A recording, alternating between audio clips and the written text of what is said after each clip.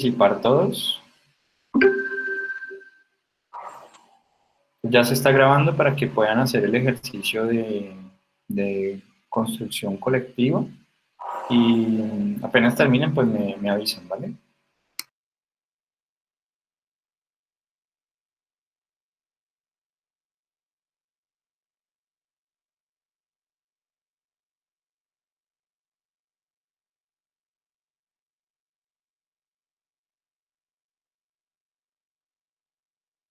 Pues yo diría que prácticamente lo mismo que que lo de esta mañana, ¿no? Eso le iba a decir al profe, que es prácticamente lo mismo. Antes creo que en esta clase ha mostrado más videos que en la otra. Sí, aquí he utilizado más apoyo visual y hasta diapositivas. Entonces habría que subirle a las que son y pues ya.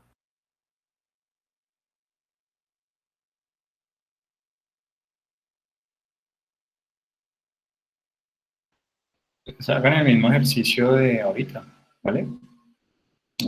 Acomodan lo que tengan que acomodar y me avisan.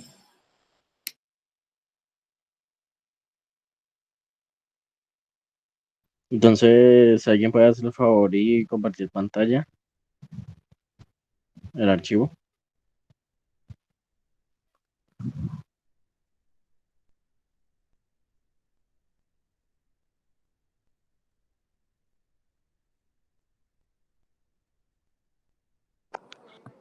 ¿Nadie está desde el computador? Pues, en lo personal, yo no.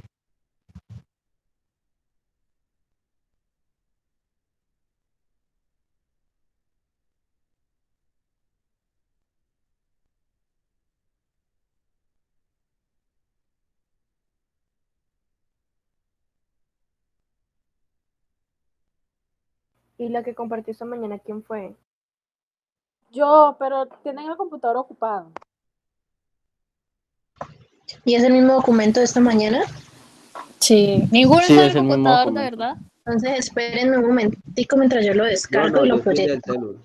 Yo estoy en el celular también.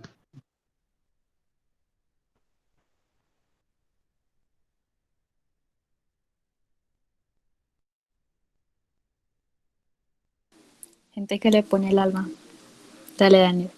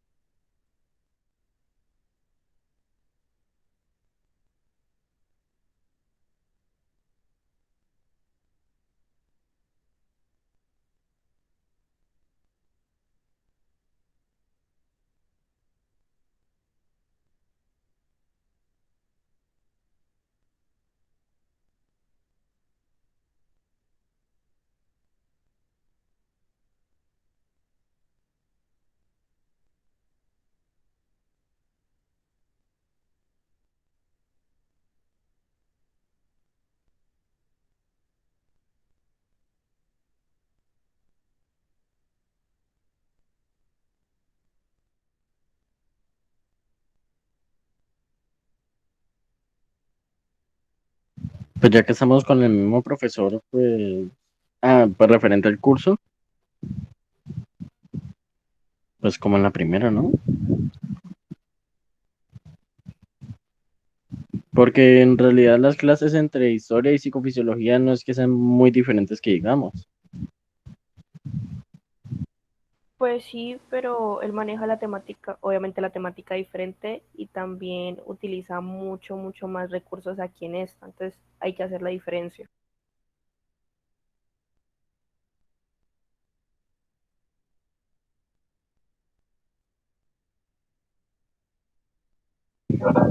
Listo, entonces pues empecemos con el primero. Dice, evalúe por favor los siguientes elementos sobre el curso. Los materiales usados, fotocopias, libros, referencias, etcétera, son Mm, me 5. parece que sí, me parece que utiliza muy bien todo eso. Sí, ya que son bastante oportunos todos los recursos que él usa, tanto fotocopias como videos de ejemplo. listo. Las metodologías planteadas por el docente, 5 también, ¿no? Sí. Pues, ¿alguno Sí, ha sí. presentado algún problema con las metodologías? No, Para Bueno. nada. La pertinencia del curso para su formación integral es 5. buena, Necesitamos de esto, sí. claro. La interacción de este curso con otros saberes o cursos es 5. 5. Daniel no le pone seriedad, Dios mío. el promedio general, ponele 5 ahí, porfa.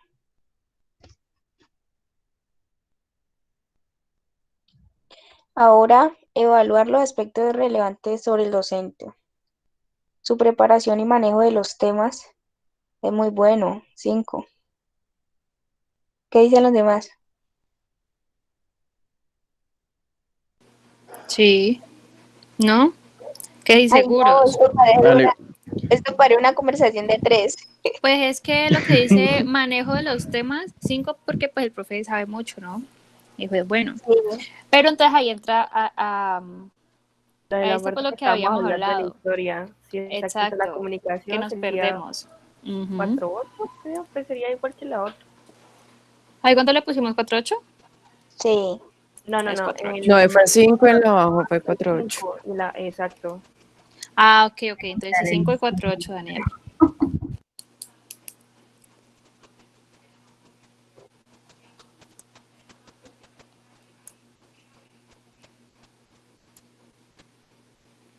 Su manejo del orden de la adecuada convivencia y conflicto en el aula. No, somos súper peleones.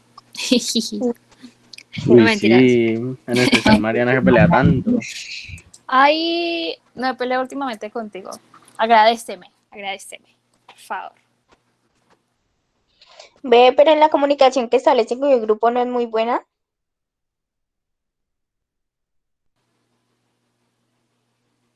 Pues, si le parece que le falta un poquito de comunicación con nosotros, A mí me parece que es muy buena. Entonces deberíamos ponerla entonces al revés. El 5 cambiarlo por el 4.8 y el de abajo el 5, Eso ¿no? sí, sí, porque me parece que ahí debería ir un 5, ¿no? En la comunicación.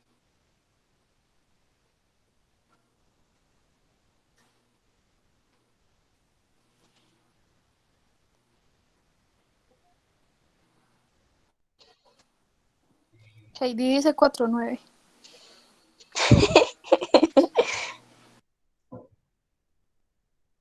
Ay, no, déjemelo en 5, hombre.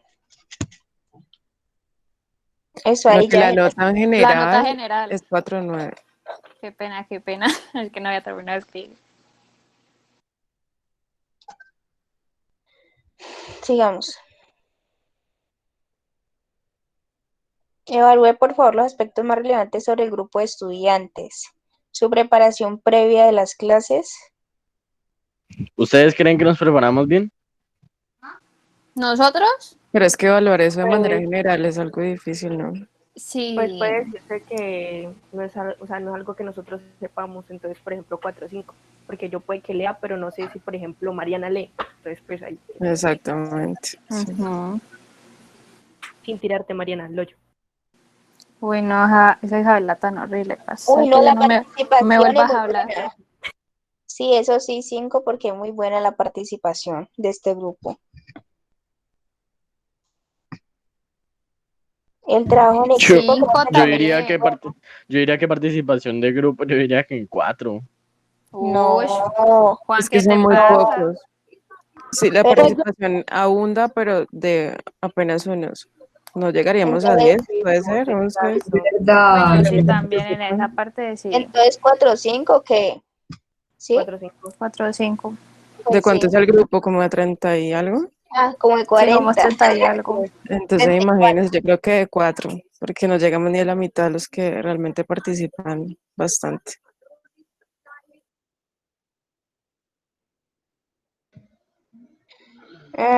Su trabajo de equipo dentro y fuera del aula.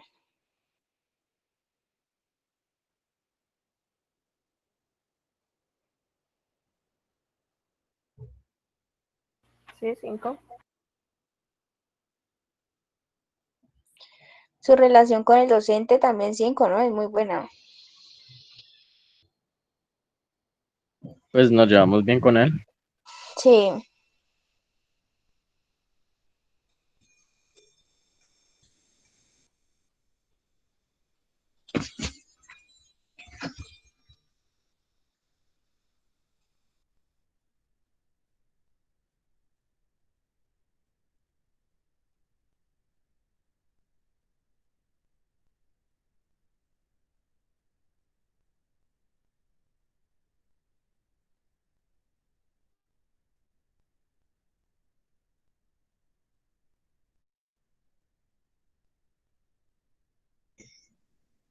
Ve, mira que ahí me da 4,6. Sí, a mí también me da 4.6.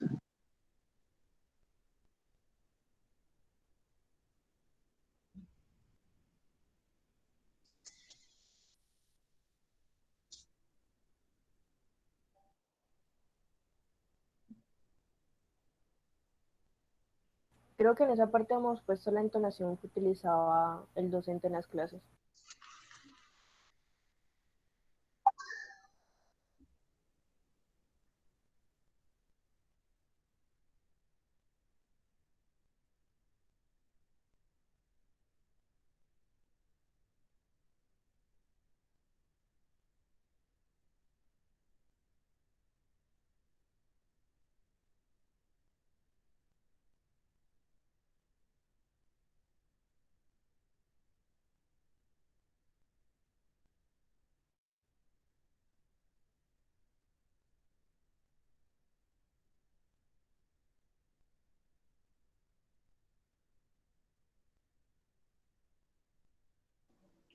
Me parece que el material que usa también es muy bueno. El material con el que nos contextualiza como tal. Pues mira que, o sea, nosotros más que todo en esta clase es como de videos, ¿no?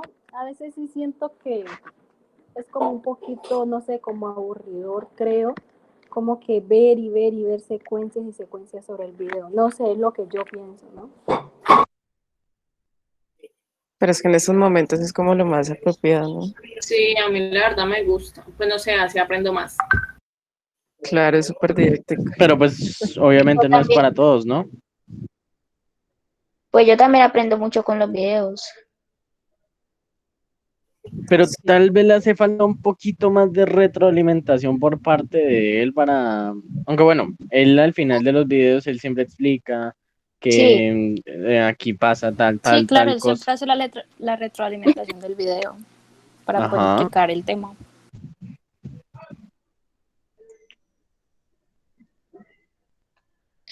ve, poneme ahí pues.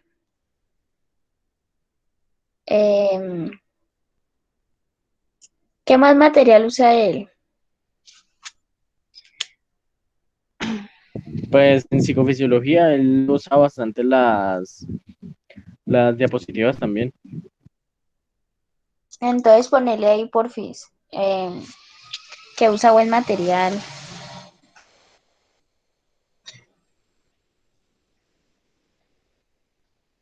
Ujú.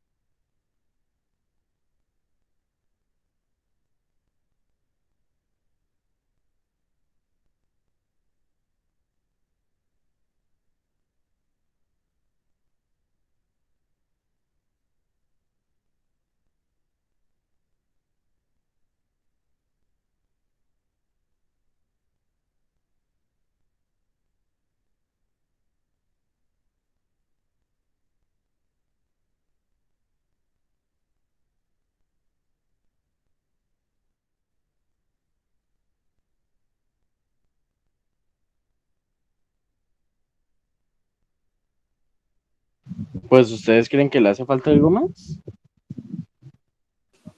No. Pues, a ver,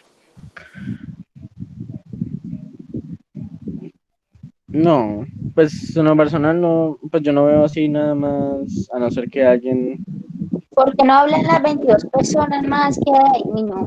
pues sí, porque No, pues aquí para, somos apenas como 3. también existe el chat de texto, por si les da pena hablar.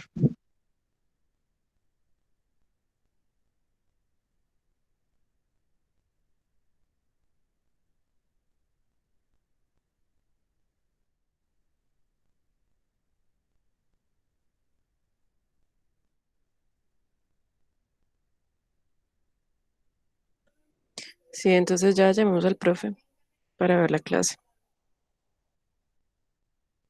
Profe,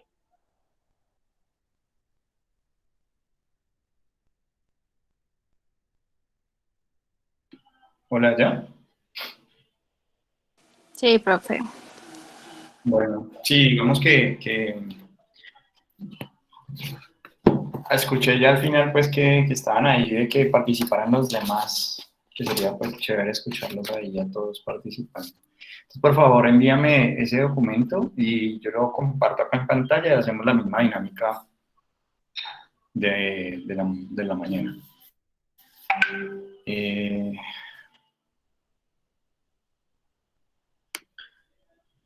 bueno, entonces voy a esperar ahí mientras me comparten y voy a hacer la búsqueda de un archivo. eh,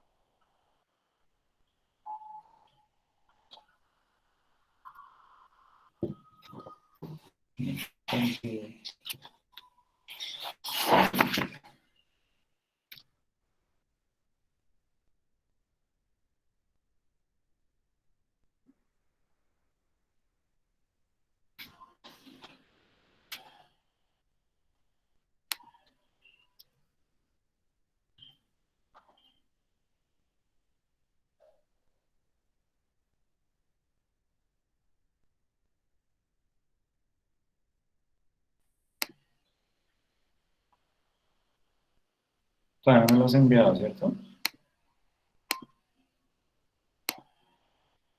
Por lo menos en el grupo todavía no me ha llegado.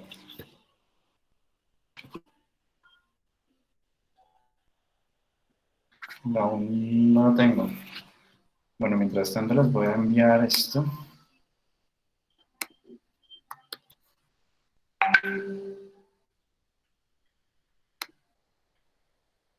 Bueno, gracias, Daniel.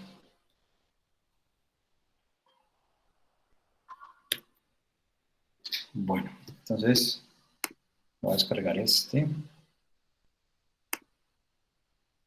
Abrimos el formato.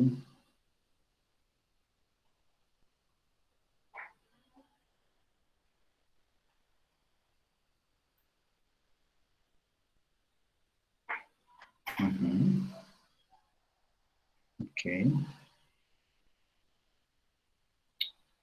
Bueno. Entonces, como elementos que quieran aquí como que tengamos en cuenta para mejorar, ¿qué colocamos?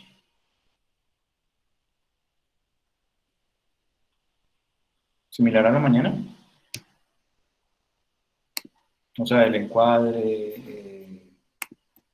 el hecho de que podamos hacer un ejercicio de común de las presentaciones de PowerPoint. Sí, profe, eso también.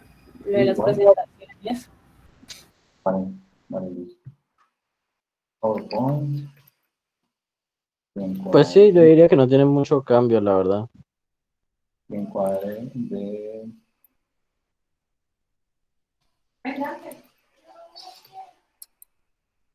clase a clase. De clase a clase. Bueno, entonces en esencia,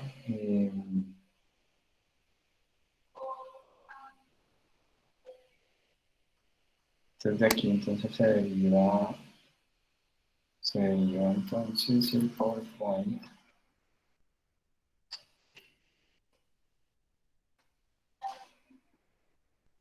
Encuadra en la clase. Y pues digamos que con base en lo que ustedes señalan, vale, que tiene que ver con la participación. Vale.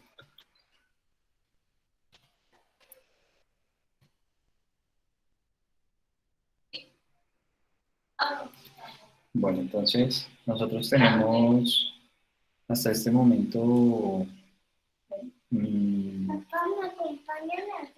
No puedo acompañarte, ¿no? ¿Tu hermano te puede acompañar? No quiero. ¿O de llamada?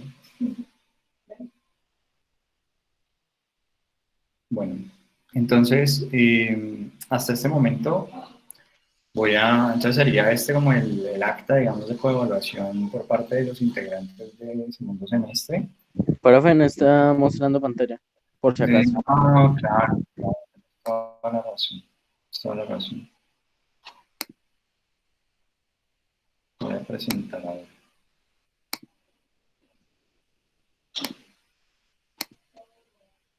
Vale.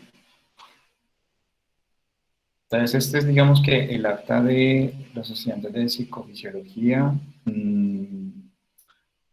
Entonces, digamos que los acuerdos son relacionados a un PowerPoint que apoya, digamos, el aprendizaje.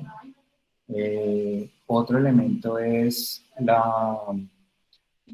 el encuadre, digamos, dentro del aprendizaje, todo lo que tiene que ver con al empezar la clase y recordar un poco, reafirmar un poco lo que se ha trabajado en clases anteriores, para a partir de ahí empezar a construir. Y lo siguiente es casi que hacerlo todas las clases, como el compromiso, que en algunas clases sí, otras no, digamos que hacerlo todas las clases y pues cuando se hagan preguntas que nos lleven a otras temáticas, pues digamos que encuadrar, precisar y regresar nuevamente sobre el tema principal. Entonces, eso, digamos, por el asunto del acta y en relación, digamos, a la participación de los estudiantes, pues también que haya pues, por parte de más personas participando, ¿no? Que es un grupo participativo, pero reiterativo en términos de quiénes son los que participan. Bueno, ya una vez dicho eso, entonces lo que tenemos es que vamos a empezar entonces a continuar con lo que habíamos planteado la sesión anterior. La sesión anterior habíamos empezado, digamos, la categoría de cognición. La categoría de cognición, pues en últimas está asociada con lo que significa conocer el mundo, producir conocimiento en torno a algo. Ello significa entonces que el conocimiento y la producción de conocimiento implica entonces que aparecen como unas posibles explicaciones acerca de cómo nosotros conocemos el mundo. Entonces, dentro de la primera, digamos, aproximación que nosotros utilizamos para esa comprensión del mundo, está la teoría piagetiana, que hemos hablado entonces en términos de algunos ejercicios de cómo los niños cada vez más pequeños en realidad tenían mucha información acerca del mundo. Pues entonces, ¿cómo hacemos nosotros para consolidar, digamos, esos aprendizajes? Es decir, que cuando ustedes forman un concepto, ¿cómo lo hacen? Y entonces aquí vamos a mirar que por un lado tenemos la primera propuesta, que es la propuesta piagetiana, o teoría de la lógica o del nous. Esa teoría del nous o de la lógica pues implica entonces que hay un proceso de asimilación de la información, es decir, ingresa información y como resultado del ingreso de la información se produce un concepto. Entonces, información semejante indicaría entonces que aparece el concepto que reúne las características o propiedades de esa información. Entonces, vamos a tener podríamos pensar que el concepto de igualdad es un concepto en el cual, o más bien, pongámoslo un poco más sencillo, el concepto de sal, ¿vale? La sal como concepto, pues tiene la característica de puede ser sal como un verbo, sal afuera, sal de aquí, o también puede ser sal como comida, ¿vale? Como para sazonar los alimentos. Entonces, la apropiación que hace, digamos, el niño en términos de empezar a entender que un mismo concepto, dependiendo de en dónde se utilice o las relaciones que pueden existir a nivel espacial, o sea, a nivel de entre conceptos, pues implica que ese concepto tiene un contexto de aplicación que le da, vamos, sentido, ¿vale? Entonces, lo primero que nosotros vamos a decir es que nosotros asimilamos información y consolidamos un concepto. Entonces, la asimilación es para producir conceptos. Mientras que, una vez que nosotros hemos creado un concepto, entonces toda la información que viene, nosotros vamos a decir, ah, esa información que está viniendo es una información que va en este concepto o va en este otro concepto. O, por ejemplo, cuando nosotros, supongamos que yo tengo el concepto de sal de salar pues, los alimentos, y resulta que viene una nueva información que me dice que también ese mismo concepto se puede utilizar para decir que me vaya de un lugar. Entonces, esa nueva información hace que mi concepto se actualice, ¿vale? Que yo no solamente entienda que el concepto es de salar alimentos o sazonar alimentos, sino que también tiene una otra utilización distinta. Vamos un poco más allá. Digamos que nosotros empezamos el concepto de madre, ¿vale? El concepto de madre. Ese concepto de madre empieza en términos de cómo nosotros empezamos a asimilar la información relacionada con el concepto madre. Y entonces, yéndonos un poco antes del lenguaje, antes de que estemos insertos en el lenguaje, nosotros asimilamos información. O sea, primero viene la acción y luego la percepción. O sea, en el ciclo, digamos como tal, apenas un niño nace, viene la acción de aproximarse al seno. Entonces, en esa medida, digamos que viene la acción y luego la percepción de que hay un seno y hay un olor, etcétera, como para poder identificar el lugar del seno y demás.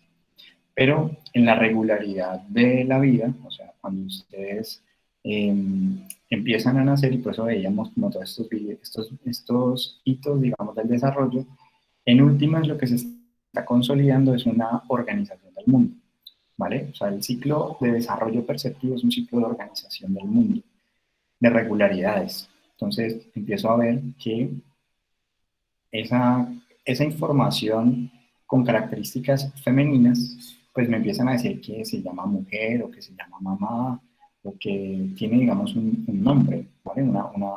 Una información sonora, una palabra. Yo todavía no sé ni siquiera cómo se escribe mamá, pero sé cómo suena mamá y también puedo saber cómo pronunciar mamá. Por lo tanto, el lenguaje oral, ¿vale? Es como la base sobre la cual se construye procesos más complejos como la lectura y la escritura, pero eso lo vamos a hablar mucho más adelante.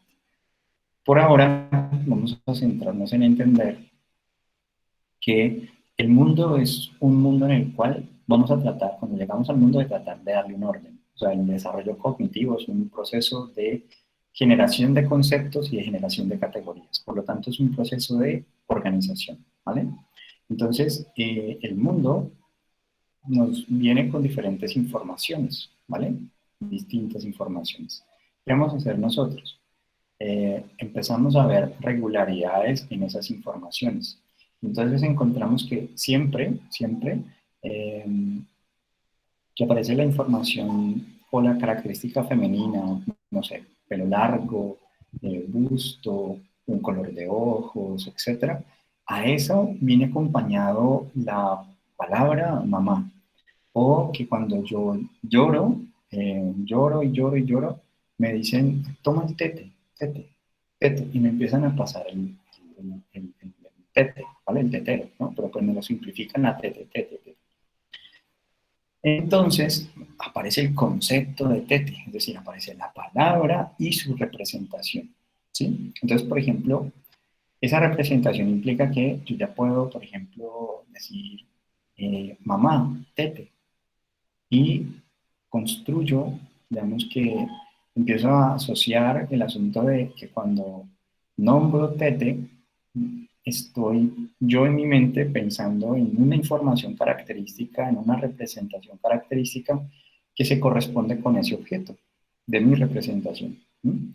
Entonces, cuando yo digo mamá tete, pues no me van a pasar un vaso, ni me van a pasar un bombillo, ni me van a pasar un lapicero, sino que me van a pasar un tetero. Esa regularidad, ese proceso de asimilación, ¿vale? Es un proceso entonces de generación de conceptos. Y resulta que a medida que nosotros vamos interactuando con el mundo, vamos asimilando información, pues ¿qué se esperaría? O que el concepto se mantenga invariable, o sea, constante, o una actualización al concepto. Entonces, normalmente nosotros tenemos el concepto de mujer por el conjunto de experiencias que hemos tenido en torno a la mujer, ¿vale? Y entonces desde ese lugar, por ejemplo, cuando yo utilizo la palabra mujer, para algunos hombres no representa algo importante o valioso, pero para otros hombres representa algo muy importante y muy valioso. ¿De qué depende? Dependerá en gran medida de esas experiencias que hemos tenido a través de la piel, es decir, de esas sinapsis sociales. Pero en últimas, lo que estamos diciendo es que tenemos una responsabilidad sobre la construcción del concepto. Es decir, nosotros podemos incidir en términos de entender que cada concepto es una palabra, ¿vale? Es decir, nosotros eliminamos lo que son artículos, eliminamos conectores, eliminamos proposiciones, preposiciones, ¿vale? Y simplificamos, o sea, normalmente en el lenguaje oral ustedes encuentran que aparecen los conceptos, o sea, tete, mamá, papá, perro, ¿vale? Conceptos. Y luego, paulatinamente, empiezan a aparecer los artículos. Entonces, mamá, pásame el tetero, o sea, no decimos mamá tetero, sino que metemos un artículo, entendemos que el artículo la es femenino y va acompañado de femenino, que singular va con singular, y cuestiones así. Todas esas reglas, esas regularidades empiezan a formarse a través del lenguaje oral. Entonces, la calidad del entorno, la calidad del vocabulario, la importancia de hablar claro, la importancia de corregir sobre conceptos que, por ejemplo, guau, guau, no, perro, por más que tú no lo puedas pronunciar ahora porque el fonema R es un fonema de tardía aparición, el fonema S es un fonema de tardía aparición, pues nos llevan a entender un poco que no me tengo que preocupar, va a emerger ese fonema, o sea, la forma de producirlo, pero que la representación, es decir, cómo suena esa palabra, tiene que estar bien, perro, y claro, y corregido, y hacer todo el ejercicio de los niños empiezan ese proceso de ensayo y error, ensayo y error. Entonces nosotros empezamos a consolidar un concepto y ese concepto se va a ir enriqueciendo en el tiempo, ¿vale? Entonces, puede que el concepto cambie o se modifique para incluir esa nueva información. A veces cuando ustedes les están dando información, ustedes dicen, ¿en qué concepto va? O sea, eso que me está hablando el profesor, ¿en qué lugar lo pongo? Cuando ustedes están haciendo eso, están buscando cuál es el concepto que reúne mejor, ¿vale? Que esa información que se está diciendo. Y el problema es cuando aparecen conceptos que son muy similares, ¿vale? Entonces son conceptos que comparten ciertas características, pero tienen un límite o una distinción particular. Entonces, la labor, por decirlo así, cuando uno quiere mejorar su aprendizaje, es el hecho de identificar esas semejanzas, pero principalmente esas diferencias. Por lo tanto, el problema en últimas es que nosotros generamos conceptos, pero no necesariamente los conceptos representan lo mismo para todos. Es decir, algunos tienen más ricas experiencias sociales con determinados conceptos. Algunos crecieron sin madre, otros crecieron sin padre, otros crecieron sin alguien que los cuide, ¿vale? Entonces, el concepto de paternidad o el concepto de crianza o el concepto de amor, pues va a estar determinado en gran medida por el conjunto de experiencias que se han tenido. Entonces, lo primero que nos va a decir Piaget es que en el proceso de consolidación de conocimiento, de cómo construimos conocimiento, viene un proceso de asimilación. Ese proceso de asimilación es un proceso de generación de conceptos. Con los conceptos nosotros podemos reunir conceptos entre sí y crear categorías. A ese proceso de organización, ¿vale? Se le llama técnicamente acomodación. Entonces, en teoría piagetiana sería asimilación y acomodación. La asimilación, entrar información para producir conceptos. Acomodación, reorganización de los conceptos para producir categorías. Vamos a poner un ejemplo. ¿Qué comparten o qué tienen en común un perro, un gato y un ratón? Entonces, el perro es un concepto, el gato es otro concepto y el ratón es otro concepto. Entonces tenemos tres conceptos. Y la acomodación implicaría, oye, ¿qué categoría reúne estos conceptos? ¿Vale? ¿Cómo los acomodo para que estén dentro de una misma categoría? Y esto es importante que les quede muy claro ahora mismo, porque las pruebas de inteligencia, cuando ustedes están por allá en séptimo semestre, nos vemos por allá en séptimo, octavo, bueno, nosotros nos volvemos a encontrar, la próxima vez que nos volvemos a encontrar, nos encontramos en séptimo, y luego nos vemos en noveno y en décimo. Pero lo que quiero señalar es que dentro del proceso de evaluación de cognición, o sea, yo quiero saber si hay deterioro cognitivo, si no hay deterioro cognitivo, si tenemos, digamos que, un problema de funciones cognitivas, pues en últimas, es importante que quede preciso desde ahora. Y es que nosotros, para agrupar a esos conceptos, el perro, el gato y el ratón, ¿cierto?, en una categoría, algunos pueden quedarse sobre los elementos materiales del concepto, ¿vale?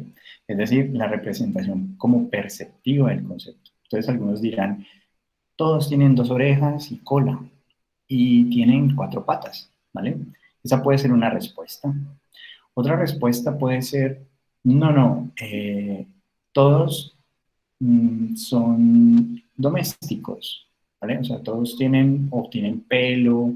Bueno, el pelo también es perceptivo, pero digamos que o todos corren, o todos toman leche, ¿no? O sea, como algo más de funcionamiento, de lo que hacen como animales, ¿vale? Esa puede ser otra posible respuesta.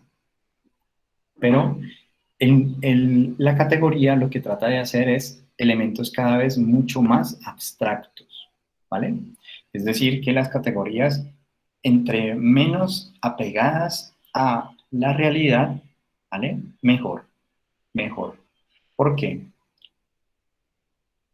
Digamos que si nosotros nos vamos a decir que tienen 2 orejas o que tienen 4 patas, pues nosotros conocemos que hay perros y gatos que de pronto no tienen 2 orejas ni 4 patas, que de pronto por un accidente le han quitado algo. Y empezamos a decir, por ejemplo, que todos son blancos. Entonces, ¿qué pasa con los que son negros, que son grises, que tienen blanco con negro? ¿Vale? Entonces empieza a aparecer un gran problema al tratar de clasificar conceptos o organizar conceptos a través de elementos perceptivos. Pero si, por ejemplo, subimos un poco en términos de nivel de abstracción, uno podría decir, por ejemplo, que los tres conceptos comparten el hecho de que son mamíferos, por ejemplo. Y entonces, ya sabemos que es indiferente el asunto de si tienen pelo o no tienen pelo, si tienen orejas o no tienen orejas, sino que comparten una característica común distintiva, y es ser mamífero. O algunos dirán, pues, que son animales. Bueno, está bien, pero la intencionalidad es empezar a ir cada vez englobando más. Es lo mismo cuando ustedes, por ejemplo, en Netflix o van a decir, bueno, quiero ver, no sé, documentales. Bueno, ya están en una categoría. Entonces, los conceptos que empiezan a aparecer dentro de la categoría documentales, no sé si a ustedes les ha pasado que entran a una, por ejemplo, a comedia, ¿no? Y les ponen un concepto o les ponen una película que ustedes dicen, ¿esto qué hace acá? O sea, esto no hace parte de, o sea, esto no es chistoso, yo ya la vi, esto no es una comedia, o esto es acción, esto es drama, esto dicen eso. ¿Quién fue el que hizo la clasificación, no? Muchas veces en el mundo nos pasa eso. O sea, en el proceso de consolidación de conocimiento, de producción de conocimiento, o sea, recuerden esto, digamos, el conocimiento siempre es sobre algo. O sea, nosotros no hacemos una representación en abstracto, siempre es sobre algo. Entonces, digamos que uno diría, ok, estoy produciendo conocimiento sobre qué. Entonces ustedes dicen, bueno, voy a producir conocimiento sobre psicología. Entonces, ¿cuáles son los conceptos psicológicos? ¿Cuáles son las categorías psicológicas? Entonces uno diría, bueno, dentro de la categoría psicológica podríamos tener, por ejemplo, problemas psicológicos. Bueno, y dentro de los problemas psicológicos, ¿cuáles son los conceptos clave? Dentro de los conceptos o dentro de las categorías psicológicas, psicología clínica como categoría, y dentro de la psicología clínica, ¿cuáles son los conceptos claves? Y así sucesivamente, ¿vale? Es algo así como si yo dijera, bueno, que ser humano, ¿no? Ser humano, esta es la categoría, ser humano. ¿Qué conceptos claves hay en el ser humano? Entonces, siempre es sobre qué yo voy a producir conocimiento, y el proceso de producción de conocimiento tiene esas dos características, la asimilación y la acomodación. Asimilar, producir un concepto; acomodar, producir una categoría. Ahora bien, esa es la cara visible de la cognición, o sea, es la cara que le evalúan al estudiante parcial. O sea, el concepto está claro, la categoría está clara, es lo que el profesor pregunta, ¿vale? Pero existe también una cara oculta de la cognición, ¿vale? Y respecto a la cara oculta de la cognición, es de las caras que menos atención recibe. Pero si ustedes la entienden desde ahora, pues también la tenemos que tener en cuenta si ustedes, por ejemplo, van a hacer intervención con un grupo, con una persona, si ustedes, por ejemplo, están, no sé, planeando pues una charla con un amigo, una amiga, y quieren como persuadir un poco, etcétera. O sea, que hay algo más allá, ¿no? de la cara visible, ¿vale? Y entonces es la cara oculta de la cognición. Y esa cara oculta de la cognición, digamos que tiene 4 características como principales. Entonces, hasta el momento está claro la cara visible de la cognición. O sea, ¿o tienen alguna inquietud en cara visible? ¿Está Profe, claro? en sí, la cara de la cognición, digamos que se puede ver es que tengo un objeto de estudio del cual voy a sacar como conocimientos y el cual voy a categorizar y cosas así.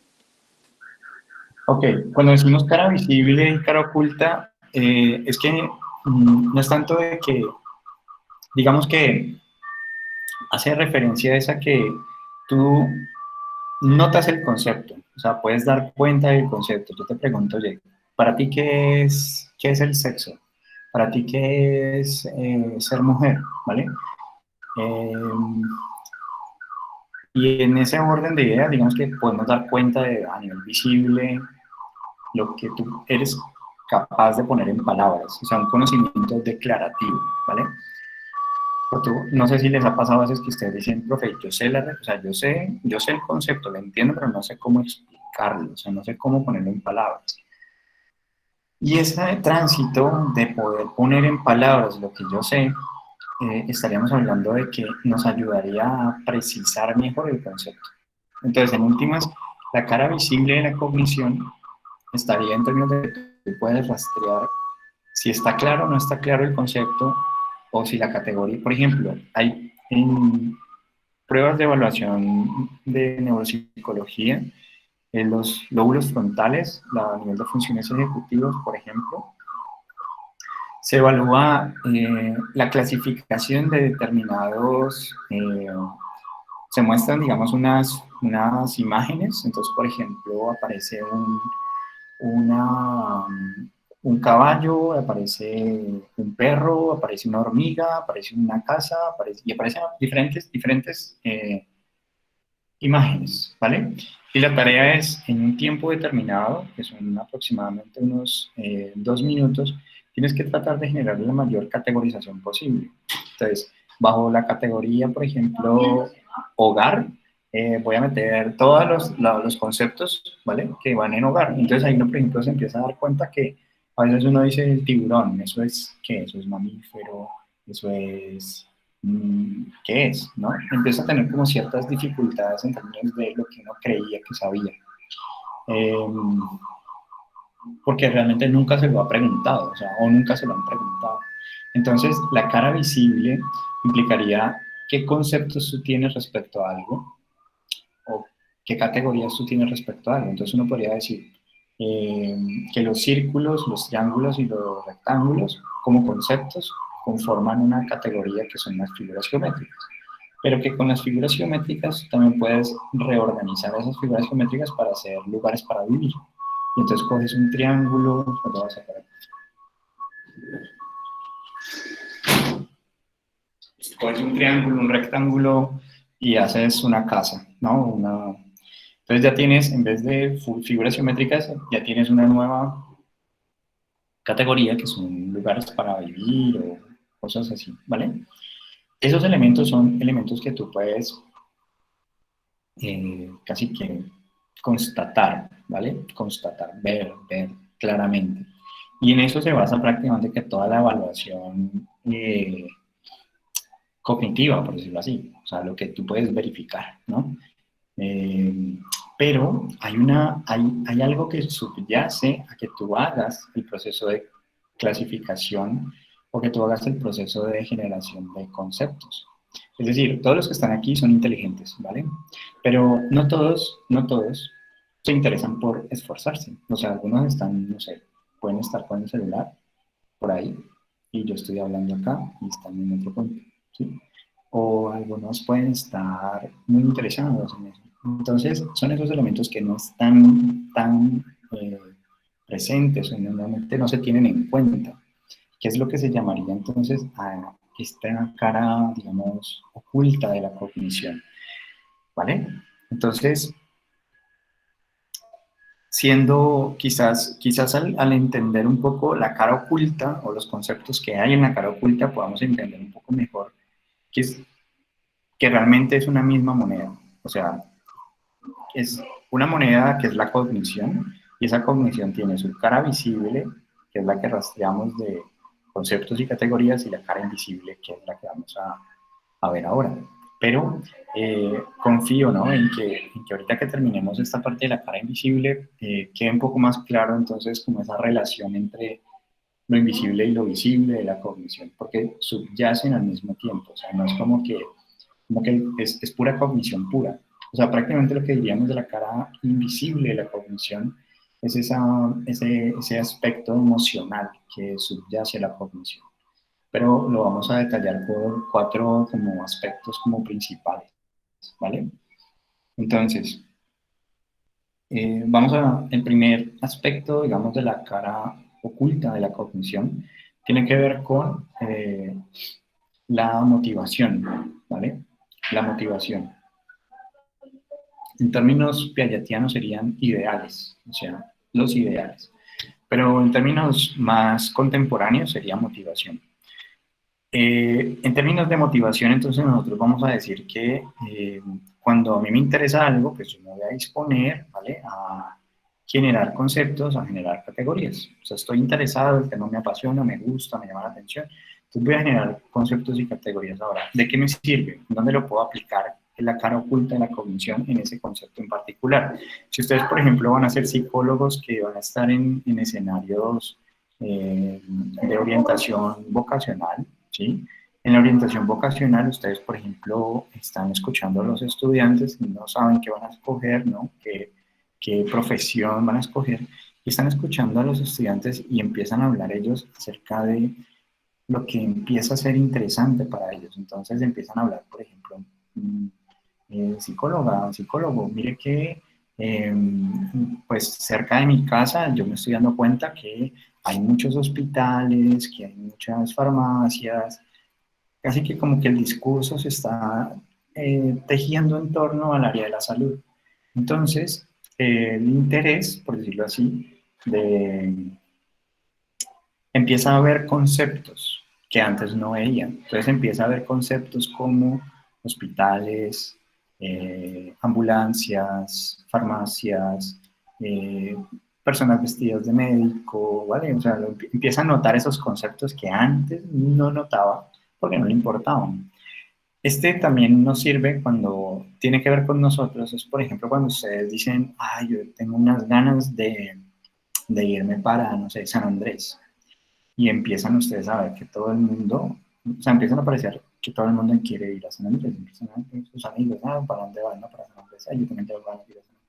Y todo se vuelve como en eso. O cuando, por ejemplo, ustedes están con la duda de si están en embarazo o no, que, ay, ¿será que estoy en embarazo? ¿Será que no? Y o el man dice, bueno, yo no sé si dejé en embarazo a mi novia o no. Ustedes están con el firme interés de si están en el embarazo o no, empiezan a ver conceptos relacionados a eso, o sea, empiezan a ver bebés por toda parte, empiezan vale, los invitan, o sea, casi que es como si el mundo todo el tiempo ha estado lleno de bebés, pero ahorita es como si lo notaran mucho más, lo vieran mucho más, ¿vale? Esa, digamos que es la cara, uno de los conceptos de la cara oculta de la cognición que tiene que ver entonces con la motivación. Nosotros podríamos a esa motivación pues ponerle muchos más elementos. Es decir, los teóricos de la motivación, en términos de las motivaciones que son extrínsecas e intrínsecas, pero por ahora me interesa entender, o sea, que entiendan que uno de los elementos de la cognición es el hecho de que tanto ese conocimiento, o sea, eso que quiero conocer, me interesa o tiene que ver conmigo. Por eso digamos que la recomendación es que uno, no sé si ustedes notan que cuando les digo, miren esto y esto lo pueden utilizar de esta forma y esto les sirve para esto. ¿Por qué? Porque si no lo ven interesante, digamos que no se van a esforzar por formar el concepto, o sea, por apropiarse de él, por asimilar el concepto y luego, si todo nos va bien, que entiendan que eso forma parte de una categoría. ¿Sí? Pero en este momento nos interesa es el concepto. Entonces, el primer concepto está relacionado con los ideales, en términos más contemporáneos, la motivación, ¿vale? El siguiente elemento que nosotros vamos a encontrar como denominador común es lo que tiene que ver con,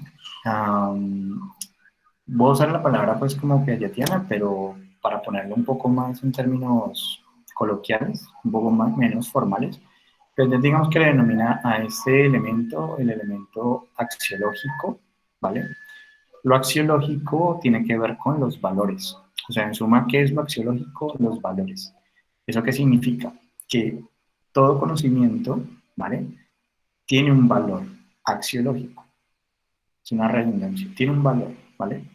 ¿Eso qué significa? Que, por ejemplo, hay familias donde la educación no tiene valor, o sea, no es importante. Entonces, si te va bien, me da igual. Si te va mal, me da igual. O sea, no hay valor para la educación.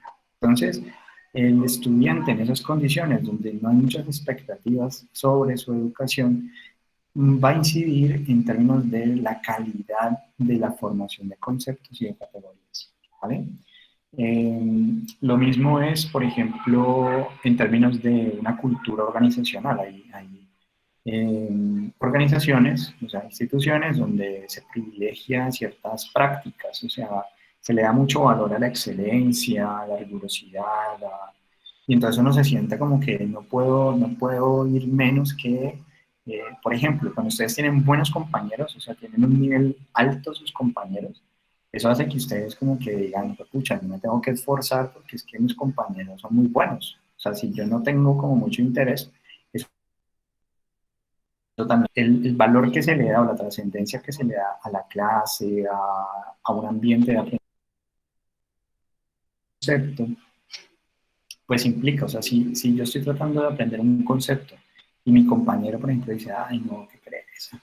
Pues va a ser un poco más complicado, ¿cierto?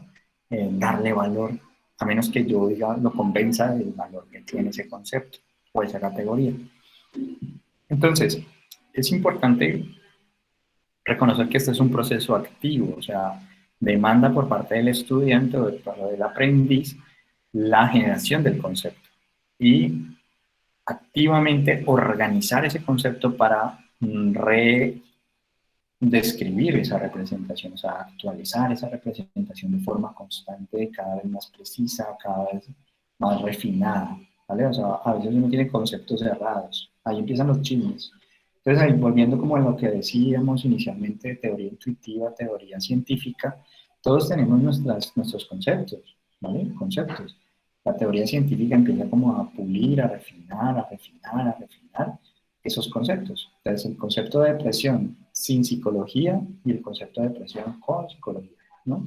Debería haber un refinamiento del concepto de depresión. Eh, Desde el punto de vista de la calidad del mismo, o sea, sus criterios, la forma en la que se habla en torno al concepto, el reconocimiento de ese concepto en un grupo, en una persona, ¿vale? Entonces, el conocimiento tiene valor y por lo tanto es importante precisarlo, ¿no? Precisarlo. ¿Cuál es el valor que se tiene en este? Entonces, nuestra cultura colombiana, digamos, le da valor a ciertas prácticas. Ser puntual o ser impuntual, el vivo bobo. Entonces, como el asunto de cómo yo engaño, cómo yo me esfuerzo menos y logro más, bueno, ese tipo de cosas. Y eso es lo que en últimas hace alusión al concepto de eh, axiológico, ¿sí? El concepto axiológico de la cognición o de valor en la cognición, ¿vale? Los otros dos conceptos, ¿vale? Son un poquito más complejos, ¿vale? Pero digamos que esperaría que los podamos entender sin complicaciones. Igual, si tienen alguna duda respecto a alguno de los conceptos, no hay problema. El siguiente concepto tiene que ver con las relaciones. Entonces, Piaget, digamos que lo que dice es que en el proceso de asimilación y acomodación, ese proceso subyace o subsiste sobre la base de las relaciones que establecen las personas entre los conceptos o entre las categorías. Entonces, ¿en qué se parecen estos conceptos? ¿O en qué se parecen estas categorías? ¿En qué se diferencian? ¿Vale? Entonces son relaciones. Entonces es cuando los estudiantes hacen cosas como, ah, profe, eso es como, ¿vale? Eso se me parece a, eso es semejante con, ¿vale? Ahí está operando esta cara oculta de tratar de establecer relaciones entre los conceptos, ¿vale? Por lo tanto, digamos que el problema es cuando yo no hago relaciones, o sea, miro como el concepto y me lo memorizo y lo digo de memoria, así pues, profe, dícteme la definición del concepto, yo la repito y la repito y la repito hasta que la puedo decir sin mirar el cuaderno y me siento feliz. Digamos que lo que Piaget nos va a decir es que la calidad, digamos, de la huella, digamos, de ese concepto va a ser muy superficial, es decir, pasa el examen y ya no se acuerda nuevamente del concepto. Es como que de qué era ese concepto, no tengo ni idea porque no establecí relaciones entre conceptos. Es decir, no hice, hagan de cuenta como si cada concepto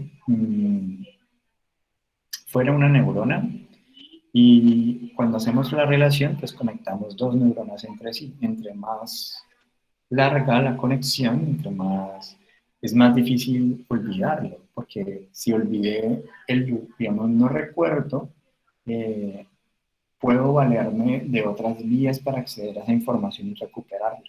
De pronto no me acuerdo del nombre, pero sí me acuerdo su función, pero sí me acuerdo que tiene que ver con esto, pero no me acuerdo realmente, pero me voy aproximando al concepto, ¿vale? Entonces ahí están las relaciones, y por eso la importancia entonces de establecer esas relaciones, de hacer mapas conceptuales, de organizar la información en suma.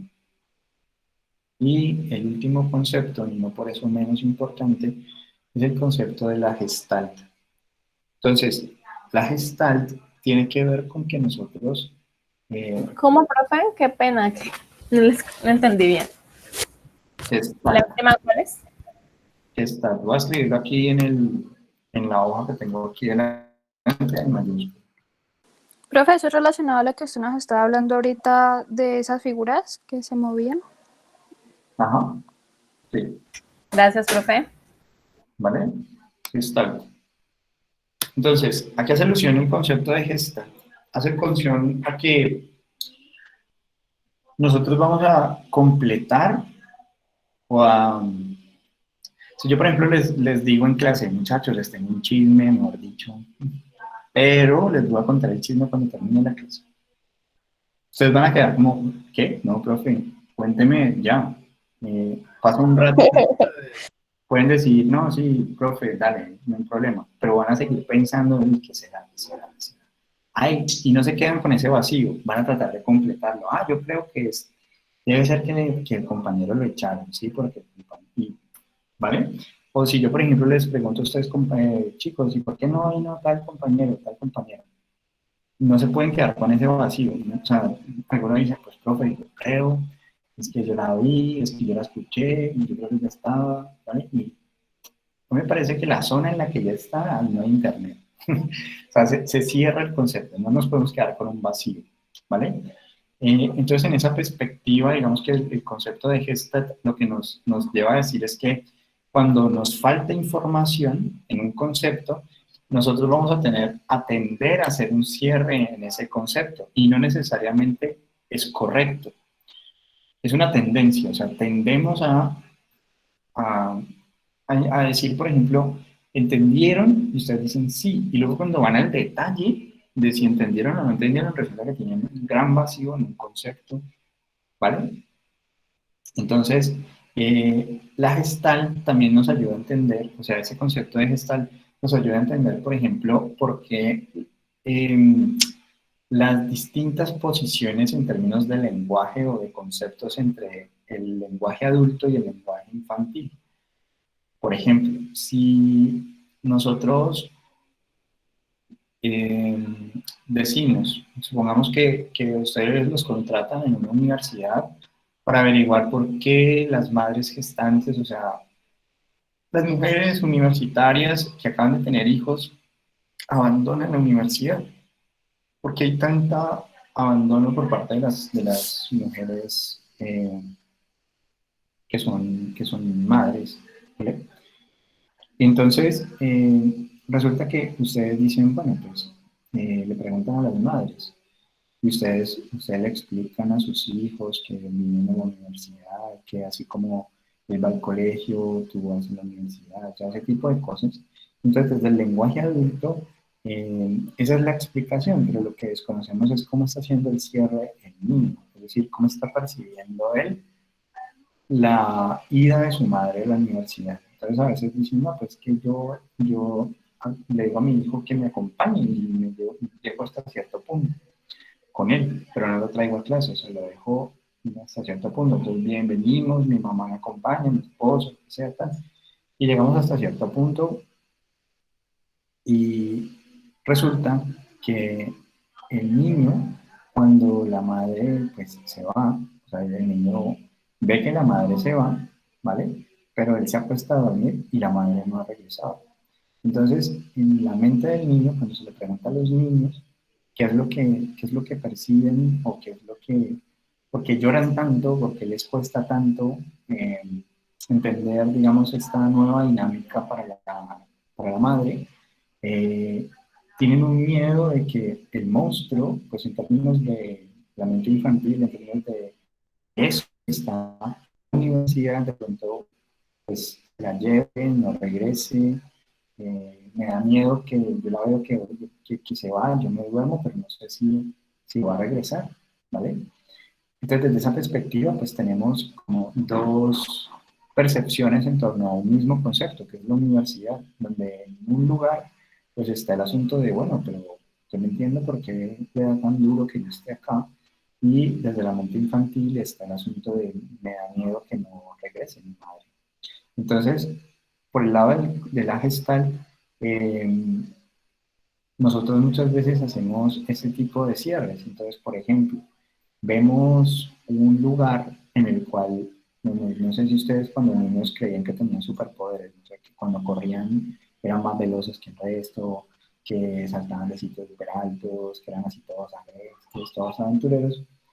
Y resulta que cuando ustedes empiezan a crecer, empiezan como a decir, bueno, pues no soy tan rápido como creía, no soy tan intrépido como creía.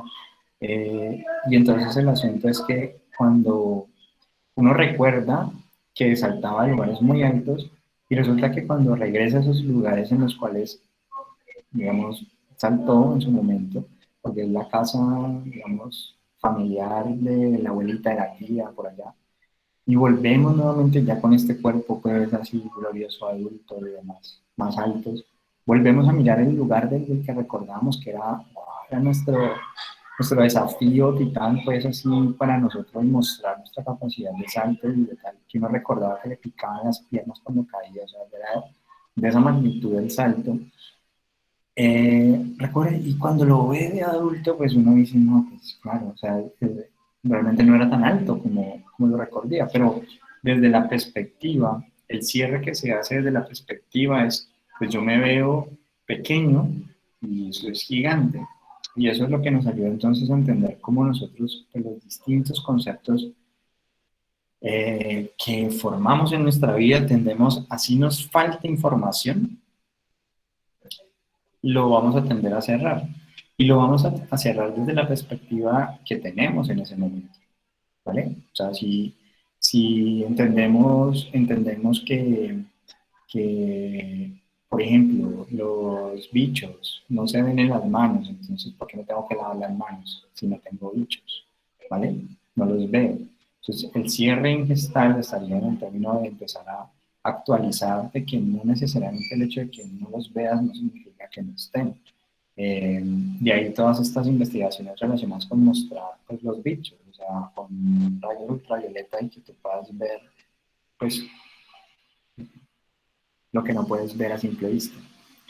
Entonces, en esencia tenemos esos cuatro elementos y a partir de esos cuatro elementos se configura lo que sería esa cara oculta de la cognición. Por lo tanto, en la formación de conceptos o en la formación de categorías está consolidándose sobre la base de qué tan interesante es, qué relaciones yo establezco con ello, qué tanto valor le estoy dando y qué cierres estoy haciendo, ¿vale? Entonces ahí es tener como mucho cuidado. Entonces la recomendación, por ejemplo, para prevenir un poco como el efecto de la gestalt sobre el concepto mal formado, es preguntarle a la persona qué entendiste de lo que te dije, ¿vale? Cuéntame en tus palabras qué entendiste, ¿listo? Porque ahí lo que vamos a poner en palabras es el cierre que estoy haciendo de lo que entendí, ¿vale? Entonces va en esa vía, va en, según lo que te entiendo, entonces lo que me quieres decir es esto, porque es la interpretación que yo, el cierre que yo estoy haciendo al concepto, ¿vale? Entonces es muy importante como en esa doble vía la consolidación de conceptos. Verde, amarillo, rojo, cara visible, cara oculta de la cognición. Verde, profe. Bueno, Vale. Entonces, Verde para mí también. listo. Entonces, a continuación, ¿qué seguiría? Piaget tenía un estudiante que era como su discípulo, pues, más querido, más crítico y demás. O sea, esos discípulos que quieren lo mejor, pues, para su maestro, ¿no? Y entonces, le hace una pregunta un tanto ingenua. Le dice, bueno, Piaget, ¿todos aprendemos de la misma forma? Y entonces Piaget dice, bueno, pues yo la verdad, yo creería que sí, pero no sé realmente si es así o no, porque no lo investigas tú. Entonces, este estudiante se va para el África. Y en el África hay una comunidad muy rural que siembra semillas, que se maneja con semillas, pero este estudiante trae pues todas las tareas piagetianas de las figuras geométricas, del volumen de los líquidos, y entonces les ponen esas tareas a los niños a ver si los niños lograban hacer las tareas, ¿no? Hacer el proceso de asimilación, de generación de conceptos, de generación de categorías. Y resulta que los niños africanos pues no lo logran hacer. Entonces cuando no lo logran hacer, pues Brunner, que es el estudiante que estamos hablando, Jerome Brunner, eh, le lleva esta información. Yo esto yo ya lo había tocado como por encima un poco en otra clase con ustedes, pero vamos a detenernos un poco en entender de que ya que tenemos la cara de la, digamos, la teoría del nous, la teoría de la lógica, ¿vale? Piagetiana, entonces viene como una crítica a la teoría. Y la crítica a la teoría piagetiana es en el hecho de que se le dice a Piaget, bueno, si tenemos estos niños y estos niños africanos, pues mira, los datos de la investigación nos dice que los niños africanos no pueden hacer este proceso de clasificación. Los europeos, pues de estratos altos, pues dicen, claro, es que realmente los africanos, los afrodescendientes, pues no tienen mucha capacidad cognitiva, entonces algunos decían que tienen alma y cosas por el estilo, ¿no? Y entonces, Brunner, que era altamente observador, decía, bueno, pero ¿qué pasaría si yo cambio un poco el experimento y en vez de ponerlos a clasificar cosas que no conocen, los pongo a clasificar cosas con las que están habituados, o sea, que forman parte de su cultura? Y entonces cogió semillas y cogió varios recursos, digamos, de la misma población y les pidió a los niños que hicieran el proceso de clasificación. Y pues lo hacían igual o mejor que los niños europeos. Y entonces, ¿qué sucedió? Pues que ahí pues yo les había preguntado a ustedes si tuviéramos un poquito más de tiempo, ¿qué haríamos? ¿No? ¿Qué harían ustedes para probar que Piaget estaba equivocado y que los europeos estaban equivocados? ¿Se les ocurre una idea? O sea, tenemos los datos de investigación, utilizamos clasificación europea en niños africanos y los niños africanos no pueden, sustituimos las tareas de clasificación por tareas culturales o tareas cercanas a ellos para poder mirar si mejora la clasificación o no, y mejora la clasificación. Entonces, ¿qué sigue en el proceso metodológico?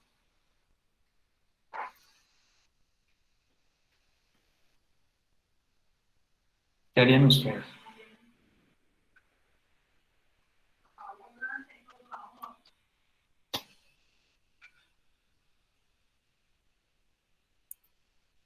¿Qué se les ocurre? O sea, no hay respuestas buenas ni malas. ¿Qué se les ocurriría?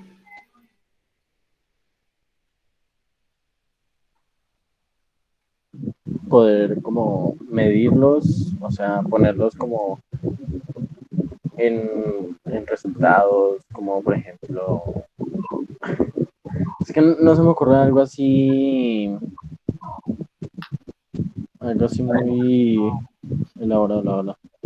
Vale, no, pues no, realmente no es, digamos que una cuestión así muy complicada, o sea, en términos metodológicos, ¿no? Sino que es como la idea, lo potente de la idea, y es decir, bueno, entonces, si los niños africanos con tareas que no eran culturales o familiares para ellos no pudieron clasificar, entonces seguramente los niños europeos los ponemos a clasificar semillas, o sea, elementos que no están familiarizados, que no los han educado para clasificar, porque no reconocen, digamos, en la cultura africana, digamos, es importante reconocer semillas, las características visuales de las semillas.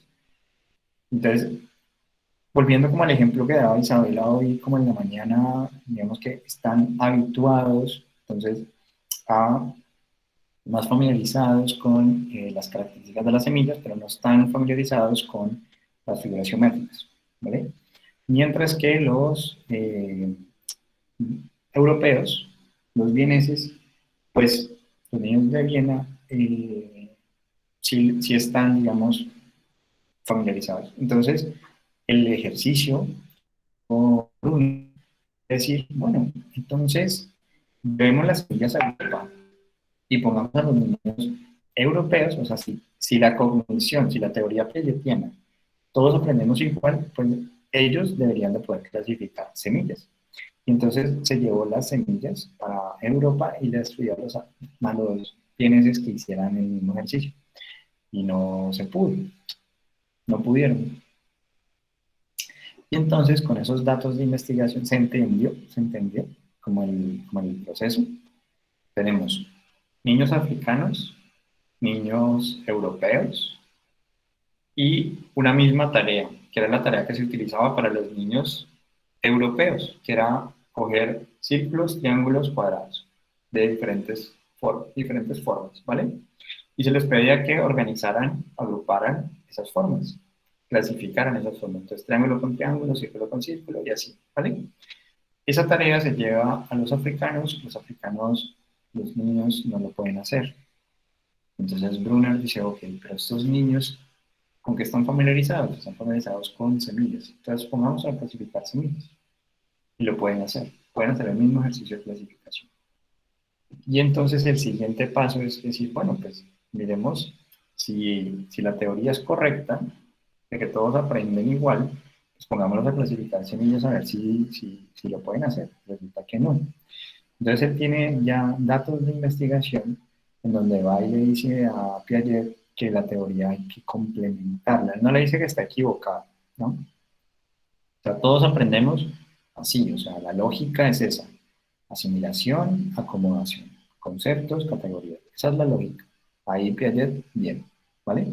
Pero lo que le faltó a Piaget, que es lo que Brunner le va a indicar es que debe agregarle a la teoría un concepto, que es el concepto de cultura. Entonces, la teoría de Piaget, cuando Brunner le dice esto, Piaget le dice que no va a cambiar su teoría, que es así como él lo ha pensado. Entonces, Brunner lo que hace es separarse de Piaget y propone su teoría. La teoría de Brunner es la teoría cognitivo-cultural, ¿vale? O de cognición cultural. Entonces aquí, por ejemplo, a los que estén más interesados y quieran profundizar un poco más sobre la teoría, pueden leer textos de Bárbara Rogoff. Se los voy a colocar aquí en el Chrome, ¿vale? Bárbara Rogoff.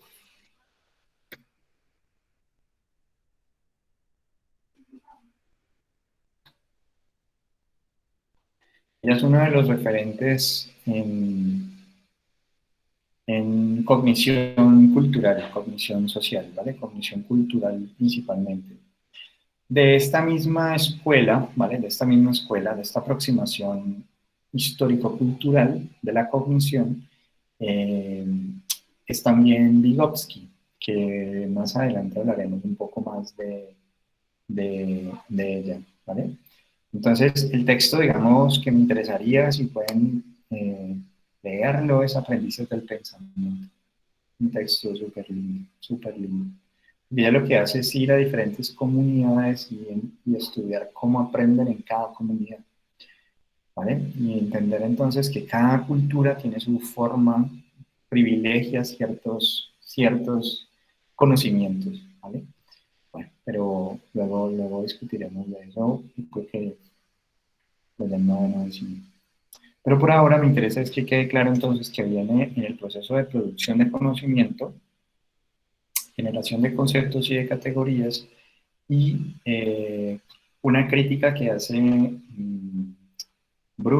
Jerónimo Brunner, a Piaget, en el que le dice que amplíe su teoría y que le ponga cognición cultural, a la que Piaget se rehúsa y queda solo cognición. La teoría piagetiana es cognitiva, la teoría de Brunner es cognitivo-cultural. En la teoría cognitivo-cultural, por lo tanto, ¿qué es lo distinto de la teoría cognitivo-conductual? Cultural. Cognitivo-cultural. ¿Cuál es la diferencia? Principalmente está centrada en que si la otra estaba centrada en la lógica, en el nous, este se centra en la metis, o en el mito, o en la cultura, o en la creencia. Por lo tanto, lo que va a decir esta teoría es que, y ahí es donde ustedes en últimas tienen que tomar posición, o sea, ustedes, las pruebas de inteligencia, ¿vale? Están formadas en un paradigma más cognitivo, ¿sí? Entonces, por ejemplo, si ustedes le preguntan a un niño qué es una esmeralda, la respuesta correcta es riqueza, ¿no? O abundancia, ¿no? Pero si un niño te dice que es pobreza, digamos que le pondrías un 0. Sería absurdo que diga que es pobreza. Pero la teoría cognitivo-cultural lo que reconocería es la percepción cultural que tiene un niño que le estás preguntando. Y si tú reconoces que, por ejemplo, ese niño para extraer un gramo de una esmeralda, por ejemplo, tiene que sufrir demasiado, muchísimo para poder extraer eso, pues es una respuesta correcta, ¿vale? Es una respuesta completamente correcta. Entonces, en últimas, ¿qué es la teoría cognitivo-cultural? Es que a la producción de conocimiento de los conceptos y las categorías le vamos a agregar el papel que tiene la cultura en esa aproximación, o sea, en esa generación de conceptos y categorías. Es decir, que el punto más corto entre dos puntos normalmente nos han enseñado que es la línea recta. Ahorita pues la física cuántica y eso ya, pues ya no, pero crecimos creyendo de que entre A y B una línea recta es lo más corto que hay. Entonces, si le pedimos a una persona de La Guajira que nos traiga algo de la tienda que está al frente, y esa persona se demora 2 días en traerlo porque tiene la creencia de que entre más tiempo, entre más espacio recorra, es decir, entre más vueltas dé, entre más recorrido haga, en este mundo físico, más tiempo tiene con sus seres queridos cuando muera. Entonces, uno diría, oye, desde la perspectiva de la cognición, uno diría, es absurdo, ¿cómo es posible que tener 2 días para traerme algo que está al frente, línea recta, de A a B, línea recta? Pero desde la perspectiva de la cognición cultural, tiene todo el sentido esa creencia, ¿vale? Esa creencia. Es lo mismo a el hecho de cuando nosotros somos citadinos, ¿vale?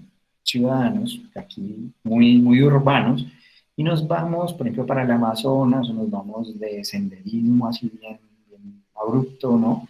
Donde nos dicen, por ejemplo, mira, usted toma el jeep aquí y entonces se baja en el samán. Usted dice, no tengo ni idea cuál es el samán, o sea, yo no reconozco un árbol de samán porque no forma parte, no es un concepto con el que esté familiarizado. Mientras que una persona que vive y que todo el tiempo está en eso, reconoce esas señales. A nosotros nos sorprende, por ejemplo, en una caminata que el guía nos diga, muchachos, aquí volvemos. Uno dice, ¿qué fue lo que leyó, no? ¿Qué fue lo que escuchó? ¿Qué fue lo que vio? Porque yo no lo vi, yo no lo escuché, porque yo soy citadino. Y lo mismo para las personas que vienen del campo a la ciudad. No están familiarizados con la velocidad de los carros.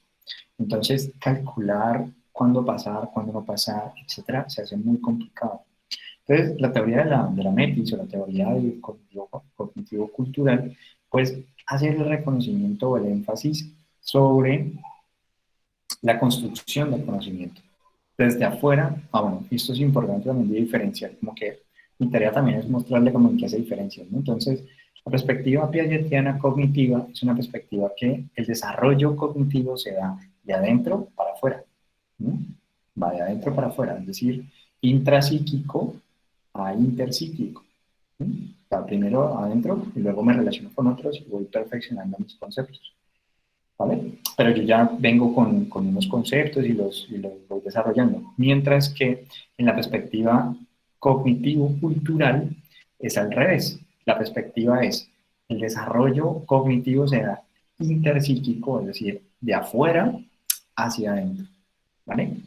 De lo interpsíquico a lo intrapsíquico, es decir que, por ejemplo, el lenguaje como función cognitiva existe afuera y yo en la relación con el otro empiezo a apropiarme, a construir lenguaje en un nivel decente, o sea, que me hago entender, ¿no? Que empiezo a entender los conceptos, las relaciones entre las palabras, mis primeras frases, etc.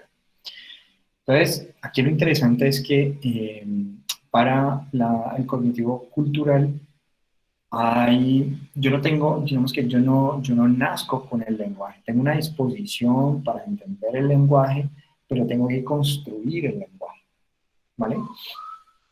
Mientras que para los cognitivos, digamos que es una perspectiva más innatista, o sea, yo tengo los módulos ahí y simplemente lo que hace el entorno es activar esos módulos de procesamiento de información y hablo, ¿vale? Y bueno, el asunto aquí no es de quién tiene la razón, el asunto es como que ustedes empiezan a tomar una posición, entonces algunos van a ser más cognitivos, otros cognitivos culturales, pero el asunto cuál es que aparecen entonces este asunto de la cognición cultural y aparece entonces el concepto de experto y novato, o en términos de Brunner, el concepto de andamiaje. ¿Qué es un andamio? Un andamio es algo que yo puedo utilizar para construir sobre llegar a un nivel más alto de desarrollo, ¿no? Entonces, pongo un andamio porque sé que la estructura todavía es tan débil, lo pongo como soporte, una vez que la estructura se ha fortalecido, quito el andamio y puedo poner un nuevo andamio y continuar construyendo hacia arriba, ¿vale? Entonces, el andamiaje, digamos que es uno de los conceptos claves de la teoría cognitivo-cultural, donde el andamio, en últimas, es el otro, o sea, es el experto, es el por ejemplo, ustedes aquí, ustedes no tienen que inventar la psicología, o sea, ustedes no nacen psicólogos, pues, por decirlo así, ¿sí? Sino que ustedes empiezan a relacionarse con un experto en un campo de la psicología y empieza ese proceso, entonces el profesor es como el andamiaje. O el proceso de psicología de 5 años es un proceso de andamiaje, hasta que luego quitamos el andamio y ustedes van solitos por la vida como psicólogos. ¿Sí? Pues solitos entre comillas, me refiero a que ya no necesitan el andamio, ¿vale? Entonces, expertos y novatos. Entonces, el experto es el que tiene el dominio, el que ha adquirido la experiencia, la construyó ya, y empieza a enseñar al otro respecto a cómo se va formando y se va consolidando. Por eso, muchas veces, esas creencias, por ejemplo, ¿por qué, abuelita, tú le cortas la cola al pescado? Y uno dice, bueno, ¿quién le corta la cola al pescado? Y entonces la abuelita dice, no, pues yo no sé, porque mi mamá me lo enseñó así, pero realmente, y si nos devolvemos, realmente no se sabe muy bien por qué se le corta, pero es lo que el experto, si usted va a cocinar pescado, entonces usted le corta la cola, pero usted no se ha puesto a pensar por qué, ¿no? Entonces así tenemos en nuestra cultura, en nuestras familias, ciertas aprendizajes, ¿vale? Entonces, el desarrollo cognitivo-cultural estaría puesto con ese énfasis allí colocado. Luego de ese cognitivo-cultural, ¿vale? Entonces viene la pregunta por, bueno, ¿y todos somos iguales? Y entonces ahí viene otro elemento que es, digamos, la cognición individual, ¿vale? O la cognición personal, que sería básicamente el autor de referencia en la cognición personal o individual sería Howard Gardner. Entonces, voy a escribir otra forma. Ustedes lo han escuchado porque es el de las inteligencias múltiples, pero uno normalmente no le presta mucha atención a eso. Gardner. No, la verdad es que yo no. Bueno, este es el autor de Howard Gardner con la teoría de las inteligencias múltiples. Digamos que lo que en últimas va a decir es, bueno, deben haber diferencias. Por ejemplo, decían hoy en la mañana, es que algunos somos más visuales que otros. Bueno, esas diferencias individuales están acogidas, por decirlo así, gracias a la teoría de Howard Gardner respecto a las inteligencias múltiples. Es decir, cada uno de nosotros tiene una forma particular de construir conocimientos. De hecho, la definición de inteligencia de Gardner, que a mí me encanta, es la capacidad de resolver problemas que son útiles en mi cultura. ¿Eso qué significa?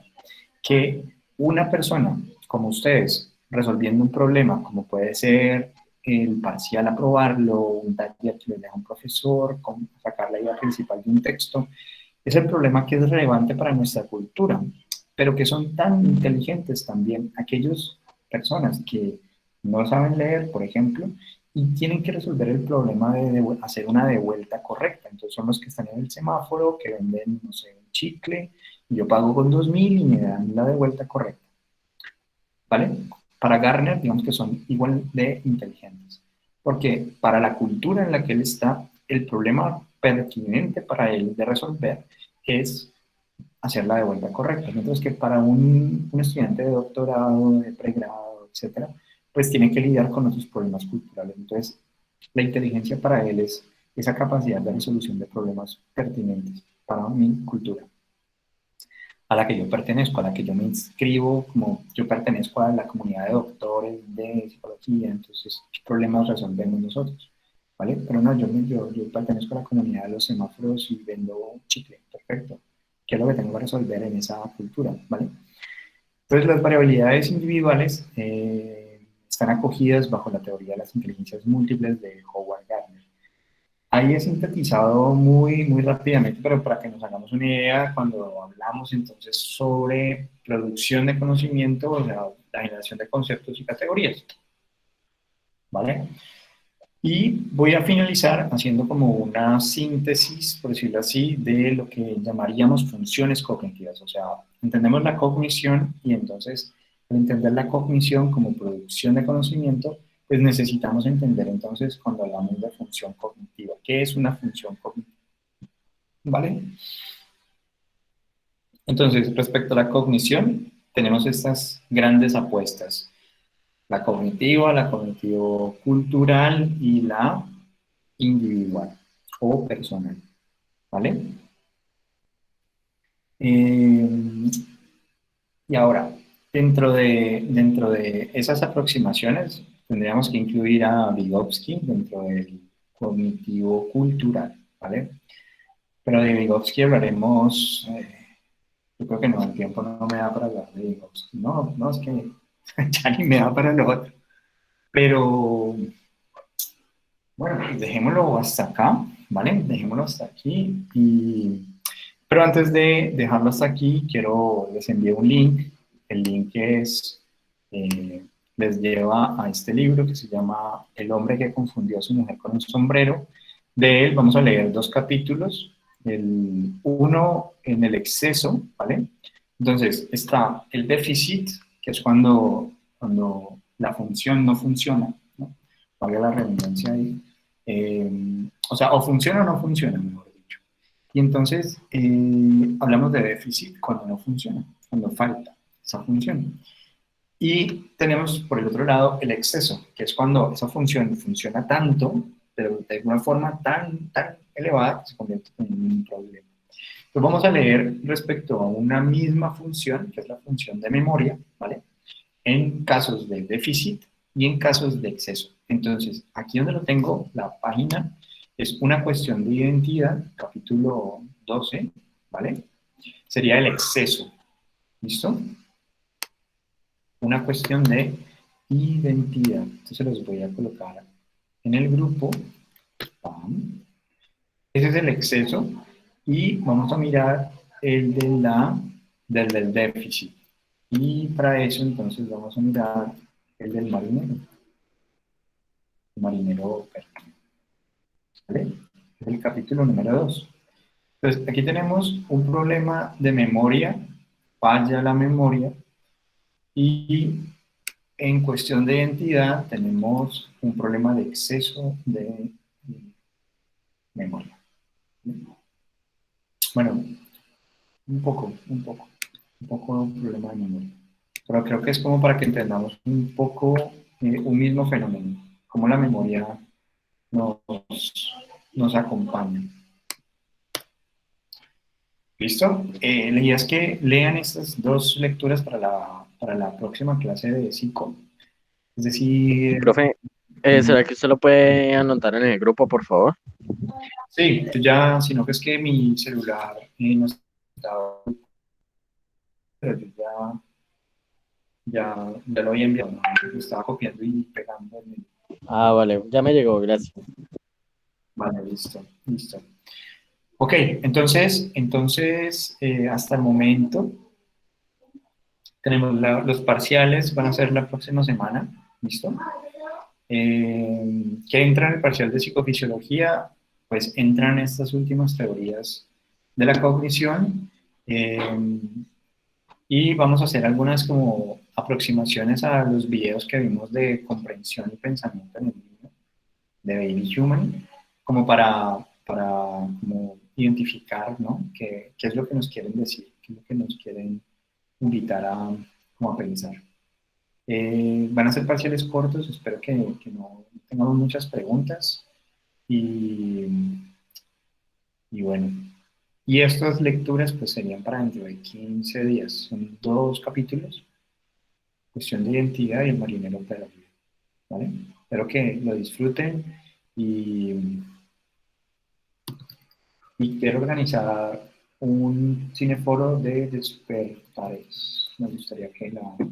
Profe, ¿por ¿Sí? qué dentro de 15 días? Porque dentro de 8 va a ser el parcial. Ah, ya, sí, profe, gracias. Vale. Bueno, chicos, voy a dejar de compartir ya, voy a parar la grabación y entonces les deseo, nos vemos entonces en el parcial, ¿vale? Bueno, señor, que esté muy bien.